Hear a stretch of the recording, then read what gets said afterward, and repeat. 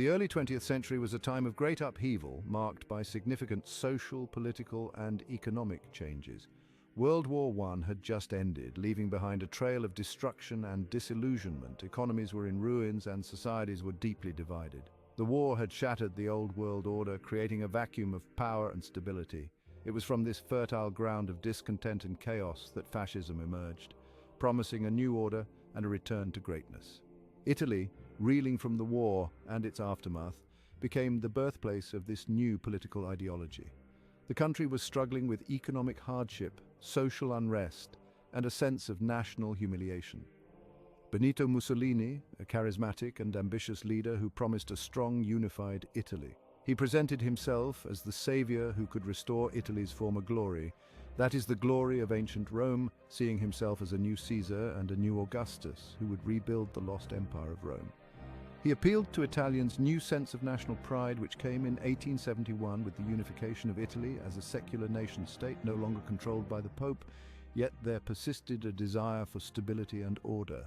His rhetoric struck a chord with many desperate for revolution and progress as an industrial nation. His message resonated deeply with those who felt lost and betrayed by traditional political systems. They saw in fascism a new hope and a way to reclaim their dignity. Mussolini saw fascism as a dynamic and innovative movement, distinct from traditional conservative or reactionary ideologies. He believed that fascism sought to create a new social and political order, breaking away from the established norms of liberal democracy, free market capitalism, and socialism. In his writings and speeches, Mussolini emphasized the revolutionary nature of fascism, highlighting its commitment to radical change. Italian fascism has its political roots in revolutionary syndicalism, which advocates for direct action by the working class to overthrow capitalism and establish a society where workers control the means of production through syndicates or trade unions. Mussolini, like Hitler, was initially a socialist, and his creation of fascism was fueled by syndicalist ideas that emphasized direct action and the worker. The most notable influence was Georges Sorel, a French philosopher. Sorel is significant in the ideological shift of Mussolini and helped bridge his transition from socialism to fascism. Mussolini adapted Sorel's ideas about class struggle to a nationalist context, focusing on national renewal rather than class revolution. Sorel's activism and vitalism, which put emphasis on action over theory, appealed to Mussolini's preference for decisive political action. Sorel's notion of a revolutionary vanguard influenced Mussolini's conception of a fascist elite, while Sorel's ideas on worker organization influenced early fascist corporatist theories. His work, Reflections on Violence, 1908, is a key text, advocating for the use of myth and violence as a means to inspire revolutionary change. Sorel believed that violence could serve as a purifying force, capable of overthrowing the existing order and bringing about a new society.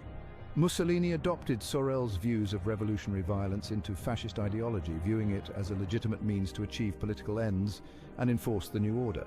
The key aspects he took from Sorel are myth of the general strike. Sorel's concept of the myth of the general strike as a powerful motivator for revolutionary action resonated with Mussolini. Sorel argued that myths could inspire and mobilize the masses toward radical change. Mussolini adapted this idea, understanding the power of myth, symbols, and emotional appeal in rallying support for his political movement. Role of violence. Sorel's justification of violence as a necessary tool for revolutionary change also influenced Mussolini. This is because it had regenerative force. He saw violence not as a mere destructive force, but as potentially regenerative for society. Revolutionary violence was further a means for the moral renewal of society. Anti-bourgeois sentiment. Both Sorel and Mussolini shared a disdain for bourgeois liberalism and parliamentary democracy. Sorel's criticism of these systems as ineffective and corrupt aligned with Mussolini's rejection of liberal democratic principles. Mussolini's fascism sought to transcend the class struggle through a unified national community, using Sorelian ideas to justify the overthrow of the old political order. While Mussolini was influenced by Sorel, he adapted and modified these ideas to fit his own vision of fascism. Unlike Sorel, who remained committed to the idea of a proletarian revolution, Mussolini replaced the proletarian class with the nation. a nationalist and corporatist vision that sought to integrate all classes under the leadership of the state. We shall look next at fascism, nationalism, and totalitarianism. Fascism will take the nation-state to the level of a religious tenor, since what it created was a secular religion of the state, or rather it returned to the pagan worship of a local deity. In ancient Rome, for example, they worshipped the goddess Roma, the personification of the city of Rome. Roma was venerated as a goddess representing the spirit and power of the Roman state. This cult helped promote loyalty to Rome and its values. Athens likewise worshipped Athena under nationalism. It's the nation that becomes a spiritual personification of the collective. So fascism would synchronize the state gods of paganism in a secular form as a national deity, while maintaining the religious sentiments of deity worship. It will redirect the peasants' devotion to traditional Catholic rituals, repurposing those habits, sentiments, and identity to the state. Whereas Catholicism before it had been a religion that became a state, fascism was a state that became a religion.